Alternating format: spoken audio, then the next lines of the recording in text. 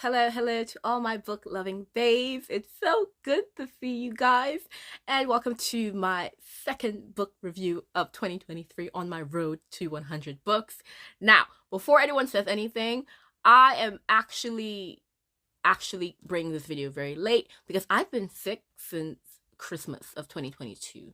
Guys, so I thought I was getting better when the year started, but I actually ended up getting a bit worse, and every time I inched near to recovery, I just kind of like recede. But I'm feeling good now, so I'm going to give you a bit of review because even though I have not been posting any video reviews, I've actually been reading quite a lot. So there are so much video reviews coming at you guys because I've read such good books and I've had so much fun reading. And the second book that I did read in 2023 was The Dragon's Promise by Elizabeth Lim. Now, this is the sequel to Six Crimson Cranes. If you have not read it, please, you need to go read it. It was one of my favorite books last year, incorporating Asian mythology and just absolutely amazing storytelling. Plot was amazing, character was amazing. Guys, Six Crimson Cranes, absolutely amazing. But let me give you a summary of Six Crimson Cranes. It's about this young princess named Shiori. She lives in a country where magic has been outlawed. They really see it as a really, really dangerous and bad thing. And she finds out that she actually has magic, but not just her. Her stepmother finds out that she has magic. And her stepmother uses this discovery to literally ban her. But she does it in such a wicked way. She curses her by placing like a bucket over her head so that no one recognizes her or her voice. She can't remove the bucket, and if she tries to tell anyone what has happened, her brothers die. Her stepmother also added a little small twist. She made each and every one of her brothers into cranes. And there we get our title, Six Crimson Cranes. And so the first book follows Shiori as she tries to break the curse, save her brothers, and really just get her life back to normal, you know? And so much happens, so much discovery, and by the end of the book, oh, there were some twists. And then Shiori, by the end of the first book, ends up making a promise that she is really committed to keeping. She's just like, by fire, by force, I am going to fulfill this promise, no matter what happens. And so the second book, we are met really right there and then where she is on her way to fulfill this promise. I can't tell you what the promise is, who the promise was to, because that just introduces a lot of spoilers for book one, so can't be doing that. So just go read book one and you're going to have an amazing time, I promise you. But this book, guys, I was so happy that this was the second book I read in 2023 because if you saw my first video, then you saw that my first book was 3 stars. So it wasn't like bad, but it wasn't like banger. But this book was a completely different story. This book was like amazing. So you know what? I'm so happy to get into this review because it really, I feel like this sets the pace. Like, it sets the stage for my 2023 reading, or at least I hope it does, because all books need to be on that level.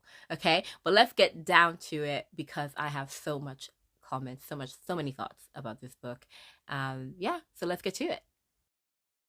Okay, so first thing I had to like note down is that from the very beginning, I already knew what this was gonna be. I love fast-paced books, and this did not disappoint from the very beginning. It was moving at literally a breakneck pace, and I love that. But what's amazing about it is that the setting continuously changed throughout the book. So it gave you like no moments to be bored. But what was actually a great balance is that we had this fast pace and we're changing settings left, right, and center. But then there are these little moments of like giggles and just sweet moments for Shiori, so that while you're going through all of this high intensity action, you can still have a moment to kind of breathe and calm down and smile alongside her and just really be happy for her as she's trying to fulfill this promise. So it's a great balance plot, but at the same time, fast paced, like get it. And so I loved it so much. The pace, brilliant. Now, next, we have to talk about the characters. This book introduced a lot of new characters. Some of them had a small role to play, literally only appearing once or twice. But some of them, you know, dropped in every now and then we had more of like a recurring villain from the first book type of action.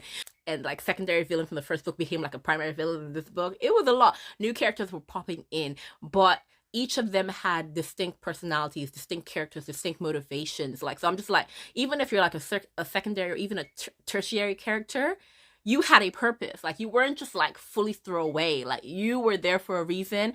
And that just made the book better. Like, it's not just you're there to take up space. You're there for a reason. Even if it's just like a small part of the plot, you're there for a reason. So it's really good being introduced to all these new characters.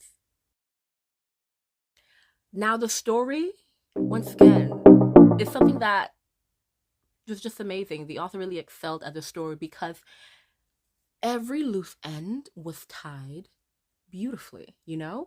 All the questions that we had, even questions that were like kind of lingering at the back of your mind, even they were answered. Things that you forgot about that were mentioned in passing in the first book, they were answered. And while loose ends were tied, we still saw this like beautiful future, promising future for each and every single one of them. So I loved it. Like, you know what? It just settled all the emotions, all the lingering emotions that you have concerning everything that happened in the first book. So I was just like, yes, yes, yes, yes, yes. I think what I liked about this book was that it drew both sympathy and empathy from me. And I was like, wow, you're really just trying to work on Shelley's emotions, you know? And I was just like, I don't know if I like that, but I did love it. I loved it because I was just like, I don't want to read a book and just be like glancing through it without feeling anything. And to elicit both those emotions from me, I was just like, Elizabeth, let me know what you're doing. And I was honestly in awe of her writing because she did this. Now, another thing I think was really great with the storytelling is I mentioned before the pace was really fast, which I loved, and the settings constantly change. But with that, I think that really added to the story because with every change of setting, it was like we were entering a new story, which is how I think, you know, plot should be. Obviously, rising action, falling action, like every like plot point, you know, every like climactic event should like basically be like a mini story. And that's exactly what it did. Like we went from one story to another and each story was wrapped up beautifully, but then at the same time it all contributed to the one storyline that is being told in the book. And I'm just like, yes, yes, yes, yes, yes, yes. Like we started here. We started here with the dragon world, then we ended up back at home, then we ended up flying here to this country, then we ended up here in another island. I was just like, everything is happening, but I followed so well. There was no confusion happening, and every little story just connected into one. And I'm just like, oh, do it, do it. Like it was done well, and we love a good storytelling. We love a good storytelling book. Okay. I didn't expect to actually think about this as much as I did, but I loved that this book gave such a healthy depiction of arranged marriages. I think it was really cute to see it like from multiple perspectives of like different arranged marriages because obviously there's a stigma around it like everyone's being forced, no one wants to do it. But I'm just like, you do know that, you know, there are a lot of people who actually request arranged marriages. Yes, it's a part of culture, but they have a choice.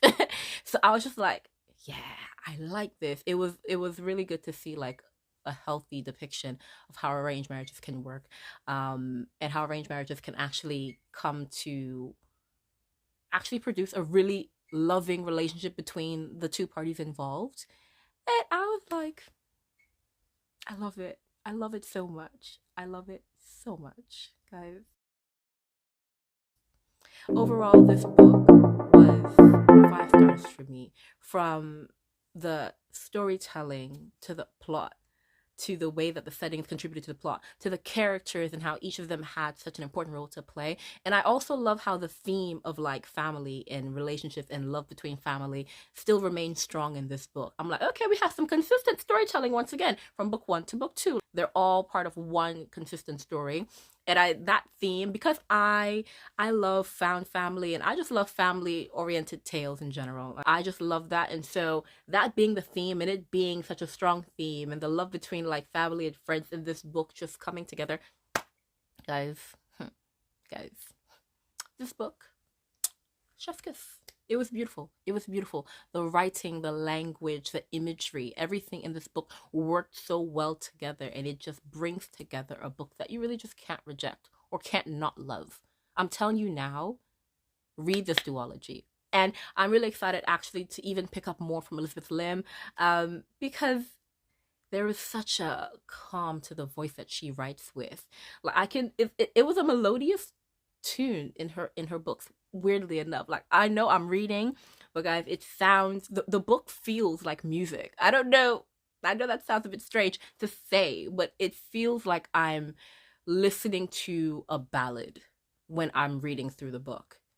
And I'm just like, that sense of like calm and peace and serenity and just harmony in a book.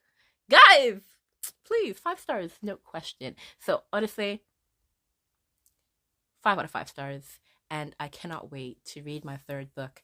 Actually, what am I saying? I already read my third book. I can't wait to review my third book because it was also a book that I enjoyed, and I think that you will definitely get a kick at that review as well. But yes, Six Crimson Cranes and The Dragon's Promise, a completed duology by Elizabeth Lim. 5 stars for both of those books, and I really think that if you are looking for Asian based mythology, if you're looking for strong character, strong plot driven book, then you need to pick it up. Amazing, amazing, amazing fantasy. You will not regret it. Yeah, but if you want more reviews, don't worry, they're coming up soon. And if you like my rants and rambling and just like my hands, because I know that I use them a lot, then definitely come back for more. Don't forget to like, comment, and of course, subscribe and share. Bye.